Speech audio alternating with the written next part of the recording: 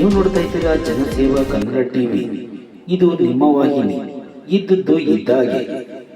ಕಾಂಗ್ರೆಸ್ ಪ್ರದೇಶ ಯುವ ಕಾಂಗ್ರೆಸ್ 2024ರ ಚುನಾವಣೆಯಲ್ಲಿ ಯುವ ಕಾಂಗ್ರೆಸ್ ರಾಜ್ಯಾಧ್ಯಕ್ಷ ಸ್ಥಾನಕ್ಕೆ ಸ್ಪರ್ಧಿಸಿರುವ ಮಂಜುನಾಥ್ ಗೌಡರವರು ಮಂಡ್ಯ ನಗರಕ್ಕೆ ಆಗಮಿಸಿ ಕಾವೇರಿ ಭವನದ ಕಾವೇರಿ ಮಾತೆಗೆ ಗೌರವ ಸಲ್ಲಿಸಿದರು.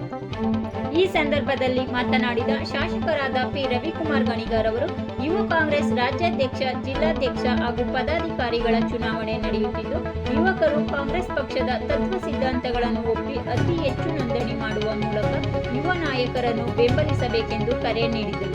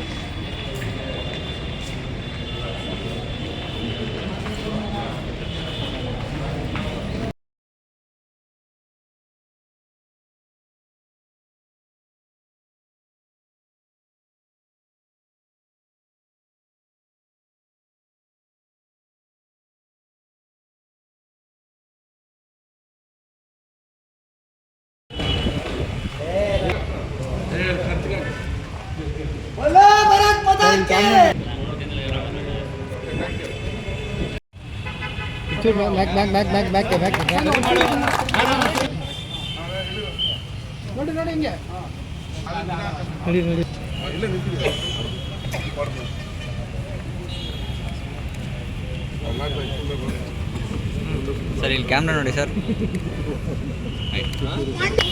ಮುಂದೆ ಬನ್ನಿ ಸುಮ್ಮನೆ ಆಗ ಕರೆಕ್ಟಾಗಿ ಆಗ್ತದೆ ಬೇಕಿತ್ತು.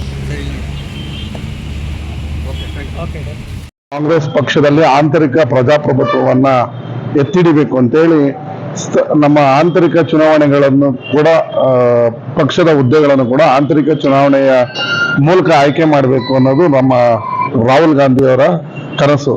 ಅದರಂತೆ ಈಗ ಯುವ ಕಾಂಗ್ರೆಸ್ ರಾಜ್ಯಾಧ್ಯಕ್ಷ ಮತ್ತು ಇತರ ಪದಾಧಿಕಾರಿಗಳಿಗೆ, ಜಿಲ್ಲಾಧ್ಯಕ್ಷರಿಗೆ ಮತ್ತು ಪದಾಧಿಕಾರಿಗಳಿಗೆ ಚುನಾವಣೆ ನಡೀತಾ ಇದೆ. ಯುವಕರು ಕಾಂಗ್ರೆಸ್ ಪಕ್ಷದ ತತ್ವ ಸಿದ್ಧಾಂತಗಳನ್ನು ಒಪ್ಪಿ ಅತಿ ಹೆಚ್ಚು ಮೆಂಬರ್ಶಿಪ್ ಅನ್ನ ಮಾಡಿಸ್ಬೇಕು. ಮಾಡಿಸಿದ್ರೆ ನಮ್ಮ ಪಕ್ಷಕ್ಕೆ ಹೆಚ್ಚಿನ ಬಲ ಬರುತ್ತೆ. ಮಂಡ್ಯದ ಯುವಕರಿಗೆ ಕರೆ ಕೊಡೋದಿಷ್ಟೇ, ಆಂತರಿಕ ಪ್ರಜಾಪ್ರಭುತ್ವವನ್ನ ಉಳಿಸೋ ಏಕೈಕ ಪಕ್ಷ ಕಾಂಗ್ರೆಸ್ ಪಕ್ಷ.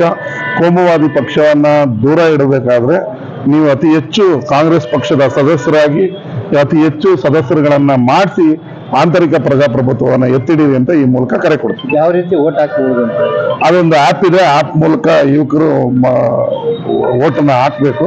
ಅದನ್ನ ನಾವು ತಿಳಿ ಹೇಳ್ತಾ ಇದೀವಿ. ಆ ಮೂಲಕ ಓಟ್ ಹಾಕ್ತೀವಿ. ಇನ್ನು 2-3 ದಿನ ಮಾತ್ರ ಇರೋದು.